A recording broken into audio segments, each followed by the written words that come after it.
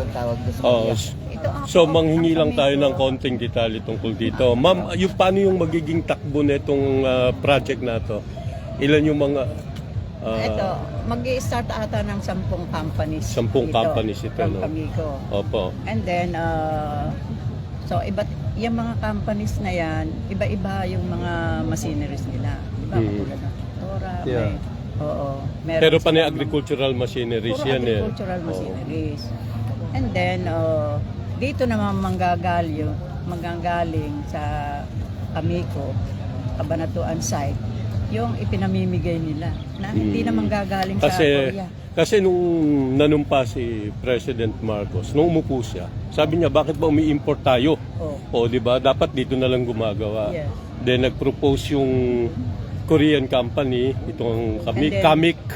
Tapos naghanap siya ng mga lugar kung saan pwedeng magtayo, di po ba? Marami Nakita siyang nila pinili. Cabanatuan. Cabanatuan. Sa dinami-dami ng pinagpilian, nakita nilang Cabanatuan dahil Qualified.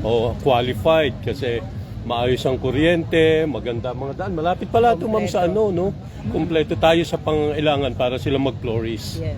Okay. Tama. So, ang mangyayari po ngayon, magtatayo dito sila ng plant.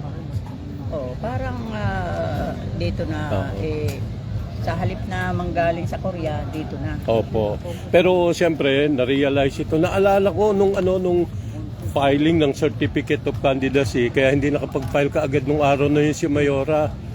Dahil kinailangan niyang pumunta sa Malacanang, si Mayor Maika Elizabeth Vergara ng Cabanatuan, pumunta sa Malacanang at nakipagpirmahan dito tungkol dito. Ayun, ano po. So, ito yung bunga nun. Ito ang bunga nun. Then after noon, pumunta pa sila ni Congresswoman Ria Vergara Doon sa South Korea. sa South Korea, sa planta nito para makita nila kung ano ba itong magiging produkto. Ayun. Nakita doon yung iba't ibang klase ng mga machineries na sila na naman nilang parang magiging factory na. Pero bilang nasa agrikultura po sa siyudad ng Cabanatuan, kayo po nakatutok sa ating mga magsasaka dito. Tingin nyo, napakalaking bagay ba nito para sa magsasaka natin? Abay, napakalaking bagay. Unang-una, libre ang ipinamimigay natin eh. So, ang PhilMec, ang Department of Agriculture na through RCEP, nagpapamigay tayo ng libreng mga makinarya. So, napakalaking tulong sa ating mga magsasaka. Not only in Cabanatuan, Nueva Ecija, pang buong Pilipinas ito. Yes, at posible pa yatang mag-export ito, ma'am, pagka nag-full gas, di ba? mag-export na sila. Sila. Okay. So, at saka sa employment naman dito sa Cabanatuan, malaki. Ay, priority talaga ang Priority. mga taga-Cabanatuan. Kailangan pala mag-test na ako. No? Ano po karami yung mabibigyan ng trabaho? Parang aabuti ng 14,000. 14 to 15,000. No? Kailangan mag-test na ako para ismaw.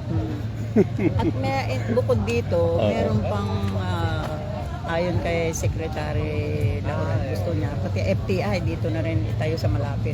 Yung food terminal. Food terminal. And And then, may another project pa na susunod, bukod dito sa Kamico. Okay. So, thank you very much po. Thank you. At ito nga, nakikita po natin. Ano mo?